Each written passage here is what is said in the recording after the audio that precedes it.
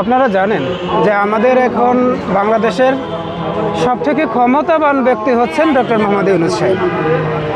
উনি যখন আইন শৃঙ্খলা রক্ষাকারী বাহিনীকে সর্বোচ্চ গুরুত্ব দিয়ে অপরাধীকে গ্রেপ্তার করতে বলেন এবং সেই গ্রেপ্তার না হয়ে 24 ঘন্টা পার হয়ে যায়, তখন আমাদের আর এটা বুঝতে বাকি থাকে না যে বাংলাদেশের আইন শৃঙ্খলা রক্ষাকারী বাহিনীর মারা সারা।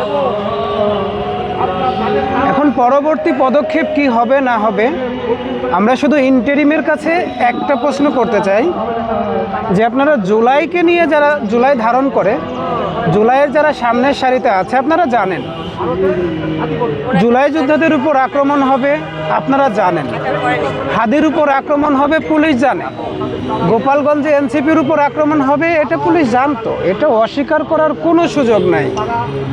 আমি শুধু আপনাদের মাধ্যমে ইন্টারিমের কাছে জানতে চাই, স্বরাষ্ট্র উপদেষ্টার কাছে জানতে চাই, আপনারা কি আসলেই আমাদেরকে ট্রাম্প কার্ড হিসেবে ব্যবহার করতেছেন নাকি বলির পাঠা বানাতে চাচ্ছেন?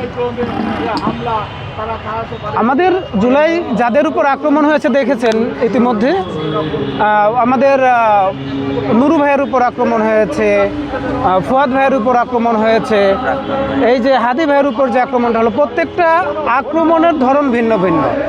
এবং এটা ভেবে অবাক লাগতেছে যে 7.62 ক্যালিভারের যে পিস্তলটা ব্যবহার করা হয়েছে, আমি পুলিশে থাকতে জানতাম যে 7.62 মেড ইন চায়না, এটা ব্যবহার করে পুলিশে।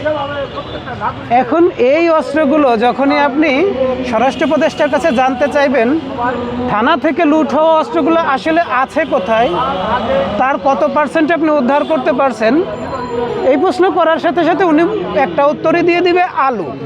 কোন মাংসের ভিতর আলু একটু বেশি ছিল, কোন খাবারের ভিতরে একটু আলু বেশি ছিল।